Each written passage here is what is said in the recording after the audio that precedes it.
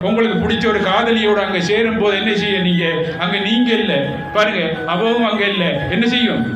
இரு மனங்கள் ஒரு மனமாக அந்த இன்பத்தில் தலைக்கும் போது உங்களை பாருங்க என்ன ரெண்டு பேரும் உண்டாகும் போது என்ன அங்க நீங்க இல்ல, அவையும் இல்ல, அவருக்குள்ள நீங்க எதிர்மறையானம் இல்ல, இவருக்குள்ள எதிர்மறையானம் இல்ல. இப்ப என்ன இருக்காங்க?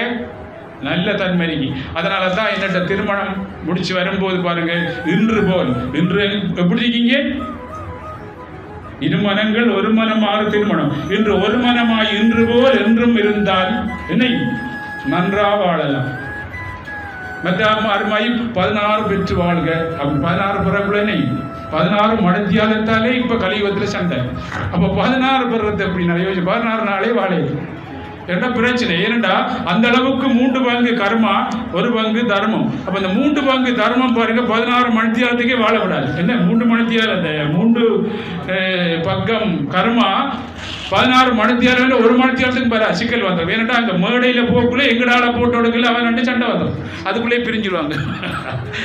அந்த அளவுக்கு கர்ம பூமியில் இருக்கிறேன்னா நாங்க எந்த அளவுக்கு எங்க மனத்தை தைரியமாக்கி கொள்ளணும்.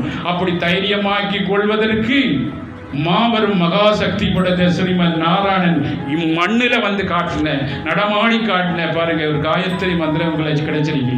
இதை நாங்க விடாமல் பாருங்க ஒரு 10 நிமிஷம் அண்டான காலையில் எழும்பி கடவுளை நினைச்சு கொண்டு உங்களுடைய கடமையை செய்யும் போது பல தடைகள் வரும். அந்த தடைகளை எடுக்காமல் நீங்க வாழ்ந்தால் இறுதியில் என்ன இந்த கடமையை உங்களை சோதிக்கிற அந்த தன்மையை கொண்டு உங்களை ஏசுறவரை கொண்டு நீங்க செயல்படுத்தி உங்களை அவர் கும்புற மாதிரி ஆக்கலாம்.